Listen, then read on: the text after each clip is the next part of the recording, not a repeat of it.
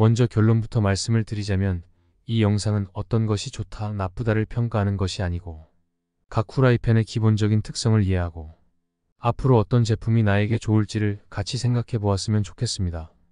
단 한 번이라도 평소 후라이팬에 대하여 궁금증이 있는 분이라면 집중해서 보아주세요. 먼저 후라이팬의 종류는 많지만 대부분의 가정에서는 코팅 후라이팬을 사용하실 겁니다. 물론 저 또한 코팅팬도 사용하고 있습니다. 먼저 집에 있는 코팅팬을 확인해 보시기 바랍니다. 아마도 코팅이 벗겨졌거나 벗겨지고 있는 과정에 있을 겁니다. 팬들을 구입한 지가 언제인지도 잘 기억이 안 나실 겁니다. 그래서 오늘은 코팅팬과 스텐팬에 대해서만 알아보겠습니다. 간혹 요리 프로그램을 보면 스텐팬을 사용하는 경우를 보실 수가 있는데요.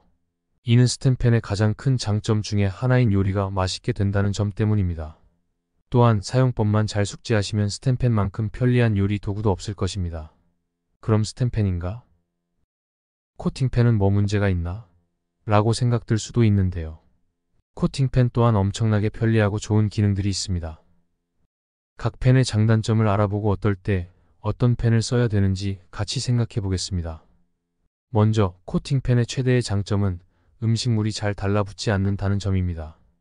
따라서 편리하게 요리를 하고자 하시는 초보분들에게는 코팅팬은 너무나도 편리한 도구입니다. 예를 들어 비교적 낮은 온도에 기름이 많이 필요하지 않는 소세지 볶음, 스팸 같은 음식을 간단하게 조리하거나 차가워진 잡채류를 데울 때 호박전 같이 비교적 낮은 온도로 천천히 익혀도 되는 음식들은 코팅팬이 좋습니다. 반대로 스텐팬은 일정한 고온으로 조리를 해야 하는 음식에 좋습니다. 기름이 많이 필요한 볶음밥, 단백질 성분의 고기류 등의 요리는 스텐팬을 추천합니다. 두툼한 스테이크 고기를 맛있게 조리하고 싶다면 당신은 반드시 스텐팬을 이용하셔야 됩니다. 그리고 높은 스킬의 소유자라면 스텐팬에서 요리를 더 쉽게 할 수 있습니다. 이번에는 각 팬의 장단점을 알아보겠습니다. 먼저 코팅팬은 열과 소금에 약합니다. 만약 당신이 소금물에 파스타면을 삶는다면 코팅팬을 절대 사용하면 안 됩니다. 라면 역시 짠 음식에 포함되므로 반복적인 사용은 코팅팬의 수명을 단축시킵니다. 또한 음식물 없이 팬이 뜨겁게 가열되어 코팅팬이 타버렸다면 팬의 수명이 끝났다고 보셔야 됩니다. 반대로 스텐팬은 고열로 음식물이 타버린 경우라도 팬을 잘 세척하면 팬에는 아무런 문제가 없습니다. 이렇게만 보면 스텐팬이 무조건 좋을 것 같지만 스텐팬을 익숙하게 다루기 전까지는 많은 연습이 필요할 수도 있습니다. 청소는 어떤 팬이 좋은가?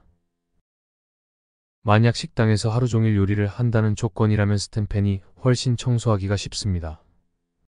아무리 심한 오염도 코팅이 없기 때문에 전용 파우더로 쉽게 청소가 됩니다. 단지 스텐팬은 전용 세제 파우더가 있어야 관리하기가 쉽습니다. 일반 가정에서의 청소는 비슷하다고 보시면 될 것 같습니다.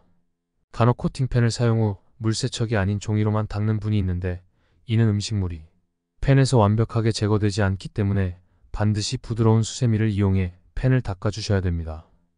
그럼 어떤 팬을 구입해야 할까요? 요즘은 매우 좋은 성능의 코팅팬이 시중에서 쉽게 구할 수는 있지만 높은 품질의 팬을 구입하고자 한다면 결국 가격이 문제가 됩니다. 가격도 가격이지만 모처럼 장만한 팬을 자칫 잘못 사용했다간 금방 버려야 하는 경우도 생깁니다. 여러가지 이유로 코팅팬 구매 추천은 이번 영상에서는 드리지 않겠습니다. 저렴한 제품을 사용하면서 자주 교환하시거나 좋은 제품을 제대로 배워 사용하는 방법 중 선택하시기 바랍니다. 스텐팬은 비교적 쉽게 가성비 팬을 구별할 수 있기 때문에 구별 방법을 알려드리겠습니다.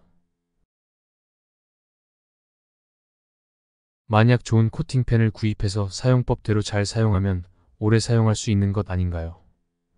맞는 말씀입니다.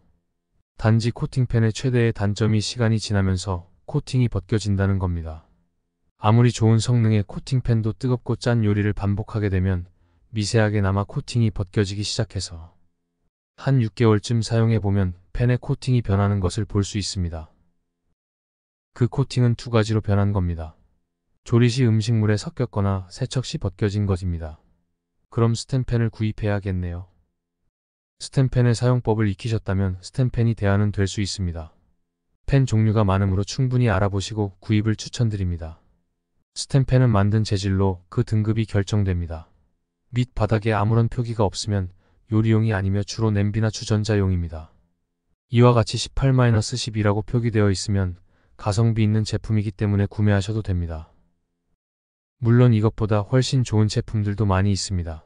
하지만 이것저것 귀찮으시면 추천 제품을 구매하시기 바랍니다. 그래서 결론은 두 가지 펜을 모두 구입하셔야 됩니다. 어느 펜을 사용해야 좋은가라는 질문보다 펜의 올바른 사용법을 먼저 숙지하시고, 자신이 앞으로 어떤 음식을 주로 할 것이며 그리고 자신은 어떤 요리사인지를 먼저 생각하고 결정하시기 바랍니다. 다음 시간에는 후라이팬 2편으로 팬의 이해와 조리법에 대해서 좀 더 알아보겠습니다. 끝까지 시청해주셔서 감사드립니다. 구독, 좋아요 많은 힘이 되어주세요.